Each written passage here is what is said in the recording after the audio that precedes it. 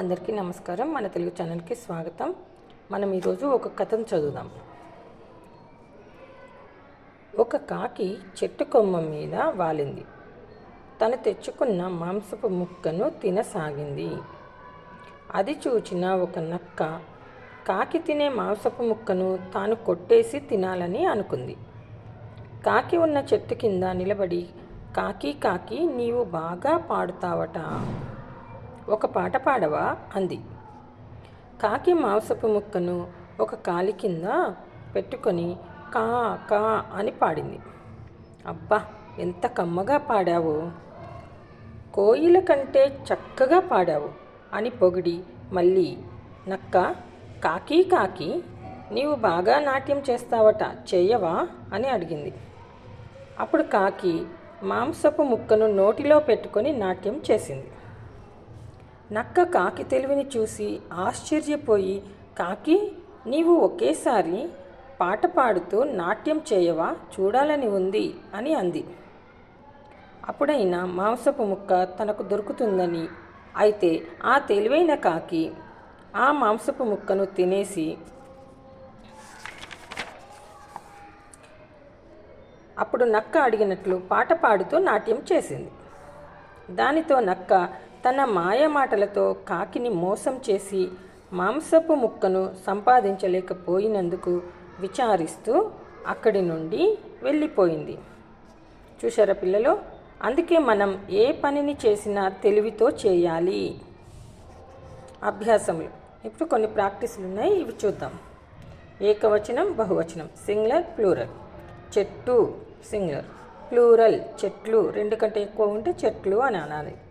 కాకి కాకులు, కీ వస్తే కు అని వస్తుంది. కాలు కాళ్ళు బహువచనం, నోరు నోళ్ళు అలా రావాలి. ముక్క ముక్కలు. ఇప్పుడు కొన్ని వ్యతిరేక పదాలు చూద్దాం. మీద క్రింద, విచారం ఆనందం. ఇలాంటి ఒత్తు వచ్చే పదాలను మరో 3 వ్రాయండి. చూడండి. చెట్టు వృక్షము, తరువు మహీజము, నక్క జంబుకం, గోమాయువు శృగాలం. వీటికి పర్యాయ పదాలు ఇవి. సేమ్. చెట్టు అంటే వృక్షము, తరువు మహీజము, నక్క అంటే జంబుకం, గోమాయువు శృగాలము.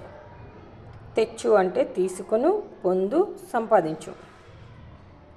కొమ్మ శాఖ, రెమ్మ, పట్టుగొమ్మ, స్త్రీ అని కూడా అర్థం వస్తుంది. పదాలకు మరో 2 పేర్లను రాయండి. కాకి అంటే వాయసం, అన్యభృత్తు, లఘుపతనకం. నక్క అంటే జంబుకం, శృగాలము. కొమ్మ అంటే శాఖ, స్త్రీ అని వస్తుంది, రెమ్మ. తర్వాత ఖాళీలు. కాకి కొమ్మ మీద వాలింది. నక్క కాకిని నాట్యం చేయమని అడిగింది. ఒక సామెతను చూడండి. కాకి పిల్ల కాకికి ముద్దు, ఎవరి పిల్లలు వాళ్ళకే ముద్దు. కాకి గూడు పెడితే కడపటి వర్షం. చెట్టు పేరు చెప్పుకొని కాయలు అమ్మినట్లు. చెట్టు చచ్చినా చేవ చావదు. నక్క వినయాలు కొంగ జపాలు. మీకు తెలిసిన 4 పక్షుల పేర్లను రాయండి. చిలుక, పావురం, డేగ, పిచ్చుక.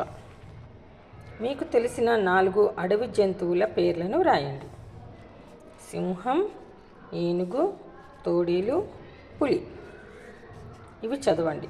పక్షి వాలుతుంది, పువ్వు పూస్తుంది, కాయ కాస్తుంది, వాన కురుస్తుంది. ఈ విధంగా పలకాలి. పక్షి వాలుతుంది అనాలి, పువ్వు పూస్తుంది అనాలి, కాయ కాస్తుంది, వాన కురుస్తుంది. కొన్ని ప్రశ్నలకి జవాబులు చూద్దాం. చూడండి. కాకి ఎక్కడ వాలింది, ఏమి చేసింది? ఇది ఆన్సర్ ఎక్కడుంది మీకు ఈజీగా చూడండి. ఒక కాకి చెట్టు కొమ్మ మీద వాలింది. ఇక్కడ ఏమిచ్చాడు? కాకి ఎక్కడ వాలింది అంటే కాకి చెట్టు కొమ్మ మీద వాలింది. దీని ఆన్సర్. నక్క ఏమనుకుంది? నక్క ఏమనుకుంది? నక్క కాకి తినే మాంసపు ముక్కను తాను కొట్టేసి తినాలని అనుకున్నది. తప్పు కదా అది. నక్క ఎప్పుడు మాంసపు ముక్క దొరుకుతుందని అనుకుంది? ఎప్పుడు దొరుకుతుంది అనుకుంది? కాకిని బాగా పాడుతావు అని చెప్పింది కదా, కాకి పాడినప్పుడు మాంసపు ముక్క దొరుకుతుంది అని అనుకుంది. నక్క ఎందుకు విచారించింది? ఎందుకు బాధపడింది? తన మాయమాటలతో కాకిని మోసం చేసి మాంసపు ముక్కను సంపాదించలేకపోయినందుకు నక్క విచారిస్తూ అక్కడి నుండి వెళ్ళిపోయింది. ఈ కథలోని నీతి ఏమిటి? ఈ కథలోని నీతి ఏమిటి? మనం ఎవరినైనా మోసము చేయకూడదు. ఏ పని చేసినా తెలివితోటి చేయాలి. కాకి తెలివితో చేసింది, నక్క మోసం చేయాలని చూసింది. అవునా? కాకి మాత్రం మోసపోలేదు. నక్క ఏం చేసింది? తన జిత్తులు పారనందుకు బాధపడుతూ అక్కడి నుండి వెళ్ళిపోయింది. అందుకే ఎవరిని మోసం చేయొద్దు. ఈ పాఠం మీకు నచ్చినట్లయితే లైక్ చేయండి, షేర్ చేయండి, సబ్స్క్రైబ్ చేయండి. కామెంట్ బాక్స్లో కామెంట్ రూపంలో పెట్టండి. సబ్స్క్రైబ్ చేయడం మాత్రం మర్చిపోకండి. ధన్యవాదాలు.